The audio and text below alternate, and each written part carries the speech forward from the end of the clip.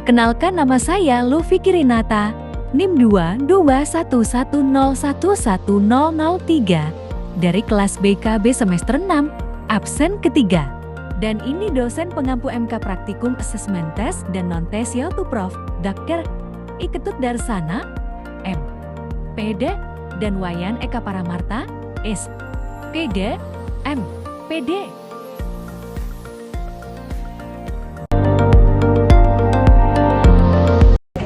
Terima kasih kalian sudah masih tetap di sini untuk melaksanakan konseling kelompok. Sebelum itu kita berdoa terlebih dahulu ya. Baik, berdoa dimulai. Berdoa selesai.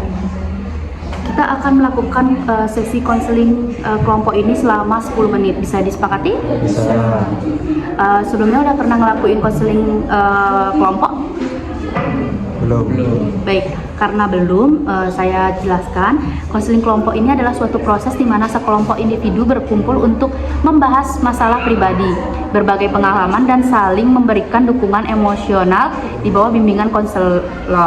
Nah, tujuannya untuk membantu peserta mengatasi masalah yang dihadapi, meningkatkan pemahaman diri, dan mengembangkan keterampilan sosialnya. Sudah bisa dimengerti? Sudah. Baik, kita akan masuk ke tahap inti, di mana kalian ini kan bisa mengatakan masalah-masalah kalian tentang intelijensi. Nah, kalian tidak perlu takut karena kita mempunyai asas kerahasiaan di mana kita akan merahasiakan segala masalah kalian di sini, selesai di sini dan tidak boleh dibawa keluar. Lalu kita mempunyai asas keterbukaan di BK ini, di mana kalian harus berbicara secara terbuka, tidak ada yang ditutup-tutupi. Bisa dimengerti? Bisa. Baik, sebelumnya saya ingin tahu permasalahan kalian. Bisa di sebelah sini.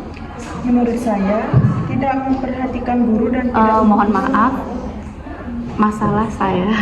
Kalau solusi baru aja. Oke. Baik, baik, untuk itu bisa di sebelah sini, bisa menceritakan masalahnya. Masalah saya itu ketika belajar cepat membosankan. Cepat membosankan belajar. Baik. Masalah saya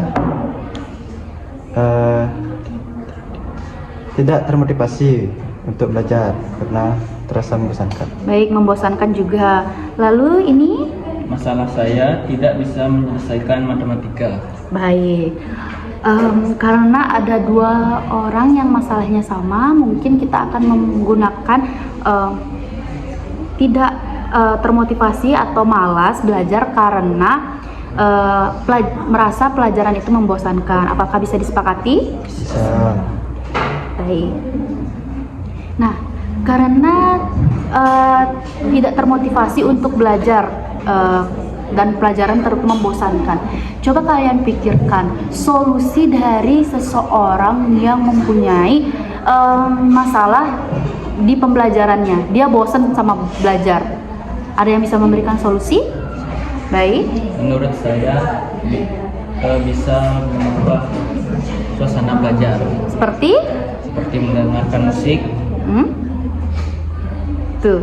Ya. Oke, bisa mengubah suasana belajar. Lalu bisa Menurut saya bisa mencuci muka agar lebih. mencuci muka. Oke, karena mungkin bosan di dalam kelas ya. Baik.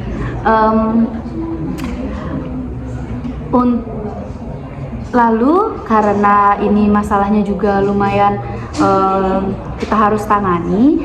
Di sini saya akan menggunakan teknik self management. Apakah ada yang tahu teknik self management itu apa? Tidak. Baik. Teknik self management ini adalah kemampuan individu untuk mengelola diri sendiri dalam berbagai aspek kehidupan, termasuk emosi, waktu, dan perilaku untuk mencapai tujuan pribadi dan profesional. Nah, ini melibatkan kesadaran diri, pengaturan emosi, dan pengambilan keputusan yang bijak. Nah, selanjutnya pada treatment ini saya akan memberikan satu kertas kosong di mana itu berisi hari, tanggal. Untuk hari ini saya ingin tahu kegiatan kalian sehari-hari. Bisa ditulis dari pagi, siang, sore, malam. Bisa ditulis.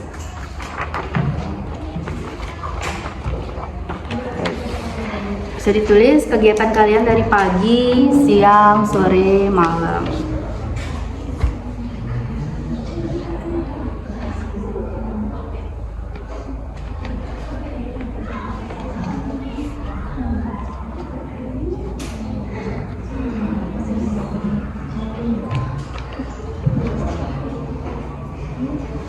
Baik, sudah?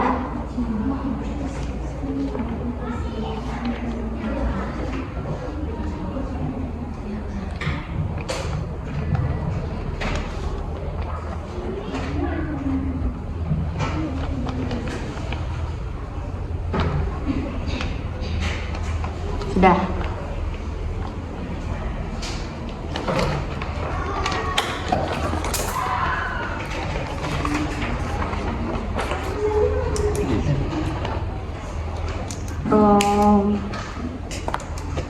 Baik, untuk siapa tadi namanya? Arta. Arta.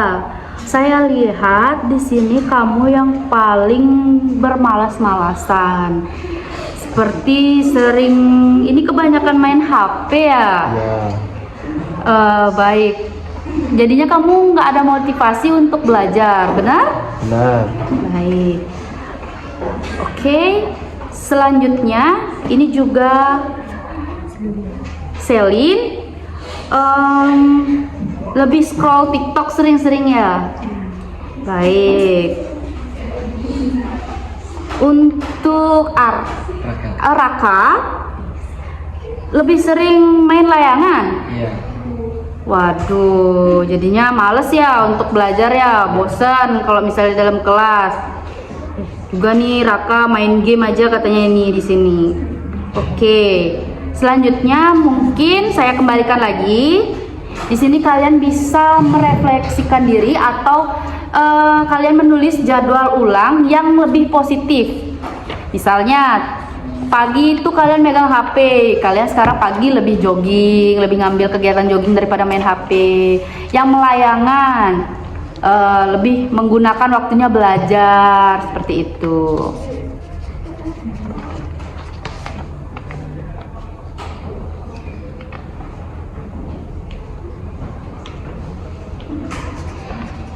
Baik, sudah?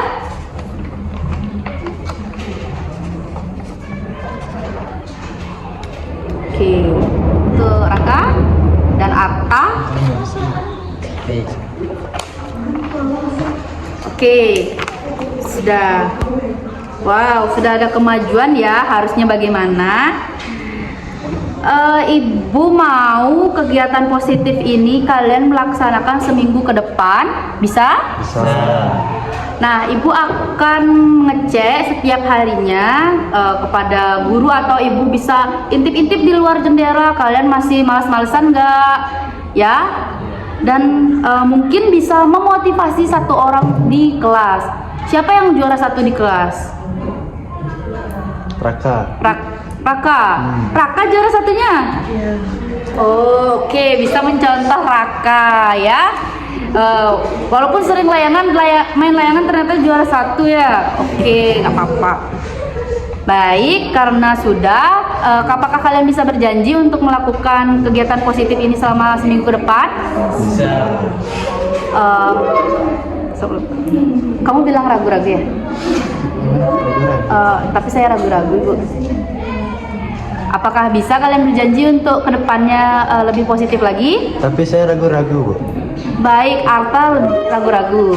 Baik, untuk Raka, Ibu akan memberikan treatment selanjutnya kalau begitu.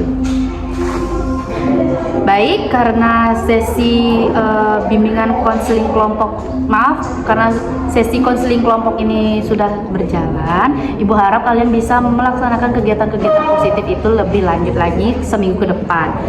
Baik, untuk itu Ibu ucapkan terima kasih. Untuk Arta bisa diam di sini terlebih dahulu karena kita akan melanjutkan ke sesi konseling individu. Bisa dimengerti? Bisa. Baik, Ibu ucapkan terima kasih. Sebelum itu kita berdoa dan yang lain bisa kembali ke tempat duduknya masing-masing. Bisa dimengerti? Bisa. Baik, berdoa dimulai. Berdoa selesai. Baik, selamat siang. Siap.